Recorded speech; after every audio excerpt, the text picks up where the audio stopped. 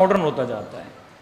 تو وہ یہی چاہتے ہیں کہ آپ کا اب چائنا کا کوئی اپنا لباس کا کلچر نہیں ہے. اس کی پرانی موویز دیکھیں گے وہ ہسٹری میں دکھاتے ہیں، لیکن آج چائنیز کا وہی لباس ہے جو ویسٹرن ورلڈ کا لباس ہے. لیکن صرف پاکستان ہے، انڈیا کا بھی تقریباً ختم ہو چکا ہے، یا یہ تھوڑے بہت افغانستان ہیں یا تھوڑے ممالک ہیں جن کا اپنا لباس باقی ہے، اسپیشلی آپ کے خواتین کا لباس. کیونکہ ہمارے لباس میں کیا ہے؟ حیا ہے. حیا کا کہاں سے پتہ چلتا ہے؟ سوسائٹی سے پتہ چلتا ہے. کہ پاکستان میں اگر کوئی خاتون کسی بائک کے پیچھے بیٹھتی بھی ہے تو اسلامی طریقے سے بیٹھتی ہے. حالانکہ یہ کلچر انڈیا میں بھی ایسا ہی ہے، اس کا تعلق اسلام سے نہیں ہے، لیکن اسلام اس کلچر کو ایکسیپٹ کرتا ہے کہ خاتون اگر دوسری طرح بیٹھے وہ خاتون کے لیے مکروہ ہے اسلام میں اس حالت میں بیٹھنا. تو کئی چیزیں آپ کے کلچر میں پازیٹیو ہیں جن کی بقا کے لیے ہر جوان کو لڑنا ہے. یہی لباس میں بارہا کہتا ہوں، اتنی فیکٹریز بنتی ہیں کپڑا بنانے کے لیے، لیکن آپ اسلامی لباس بنانے کے ہمارے فیشن اینڈ ڈیزائننگ میں جوان کیوں نہیں آتے ہیں؟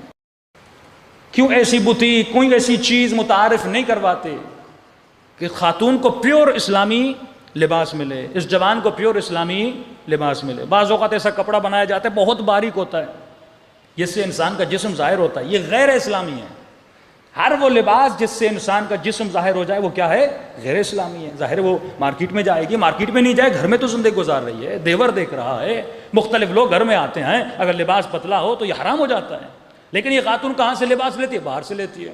اب یہ ہمارے سرمایہ داروں کا کام ہے کہ بزنس کا بزنس کریں، اسلامی کلچر کا اسلامی کلچر بنائیں.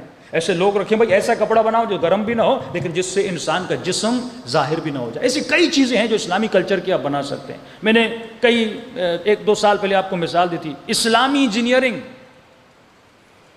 لوگ صرف انجینئرنگ پڑھتے ہیں، یہ جو بلڈنگز بناتے ہیں، آپ مختلف میپس بناتے ہیں، اس میں اسلامی سبجیکٹ بھی ہے کہ اسلام کا حکم کیا ہے کہ مجھے اپنا گھر کیسا بنانا ہے. کبھی کسی نے اسٹڈی کیا اس پہ؟ وہ ہر چیز پہ پی ایچ ڈی کر رہے ہیں، چیٹی پہ پی ایچ ڈی کر رہے ہیں، ہاں ہر چیز پہ انگریز پی ایچ ڈی کر رہے ہیں. ہم مسلمان کیوں نہیں کر رہے؟ اتنے منابع ہمارے پاس موجود ہیں، ہم کوئی ادارہ ایسا کیوں نہیں بناتے جس میں قوم کو سوچ دی جائے، جس میں جوان کو فکر دی جائے؟ کیوں کوئی ایسی اسلامی یونیورسٹی نہیں ہے جو اسلامی اقدار کو اور اسلامی سویلائزیشن پہ کام کرے؟ اب دو روایتیں آپ کو سناؤں. معصوم فرماتے ہیں جو میاں بیوی کا کمرہ ہو، جو روم ہو، ظاہر ہے میاں بیوی کی ایک نجی زندگی ہے، ایک ان کی اپنی انفرادی زندگی ہے، ان کا اپنا ایک تعلق ہے. تو فرمایا میاں بیوی جب آپس میں تعلق بناتے ہیں، ان کے ہنسنے کی آواز بھی بچے کو سنائی نہ دے. اگر یہ بچہ میاں بیوی کی آواز بھی سن لے، بڑا ہو کے یہ گنہگار بن سکتا ہے. اس کا مطلب جو میاں بیوی کا کمرہ ہو وہ بچوں کے کمرے سے اس کی بناوٹ الگ ہونی چاہیے، اس کا مٹیریل جو ہو وہ الگ ہو. کہ آج کی اصطلاح میں کہہ سکتے ہیں کہ میاں بیوی کا جو کمرہ ہو وہ ساؤنڈ پروف ہو، کہ جس سے ان کی آواز باہر نہیں جائے. جوائنٹ فیملی سسٹم ہوتا ہے، بیٹیاں دوسرے کمرے میں ہیں، بچے دوسرے کمرے میں ہیں، فرمایا ایسا کمرہ ہونا چاہیے. دوسرا فرمایا جو تمہاری مسجدوں اور امام بارگاہ کے دروازے ہیں وہ اندر کی طرف نہیں باہر کی طرف کھلنے چاہیے. اب یہاں یہ 4 دروازے ہیں، سارے کس کی طرف کھل رہے ہیں؟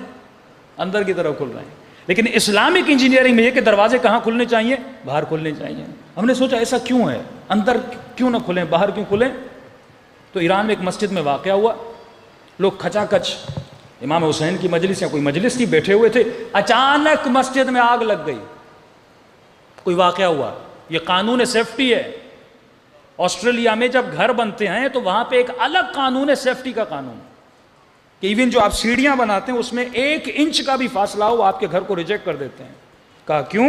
فرمایا جب آپ سیڑھیاں بناتے ہیں مثلا 1 فیٹ کا فاصلہ ہونا چاہیے، اگر اس میں ½ انچ کا بھی فرق پڑا وہ آپ کے گھر کا اپروول نہیں دیتے. وجہ یہ ہے کہ جب انسان سیڑھیوں پہ چڑھتا ہے تو آٹومیٹیکلی اس کا مائنڈ ریڈ کر لیتا ہے کہ ایک سیڑھی دوسری سیڑھی کے درمیان فاصلہ کتنا ہے، اور اچانک فاصلہ کم ہوا اس کا پاؤں اٹکے گا اور سیڑھی سے نیچے گرے گا، کمر ٹوٹ جائے گی.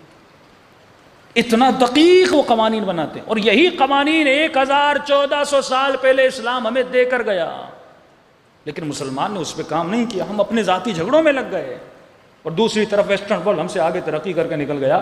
تو اس مسجد میں آگ لگی، اور جیسے آگ لگی تو لوگوں نے کہاں بھاگنا شروع کیا؟ باہر کی طرف بھاگنا شروع کیا. اور جیسے باپ دروازہ اندر کھلتا ہے نا تو سب دروازے کو دھکا دے رہے ہیں, دروازے اندر کی طرف. اب دروازہ کھلے تو کیسے کھلے, لیکن اگر دروازہ باہر کی طرف کھلتا تو کئی عزادار اس مسجد میں جل کر مر گئے صرف ایک غلطی کی وجہ سے. جناب معصومہ قم کے حرم کا واقعہ بھی ہے بالکل اسی طرح. دروازے اٹک گئے, دروازہ اگر اندر کی طرف کھلے گا ظاہر لوگ باہر بھاگیں گے تو دروازہ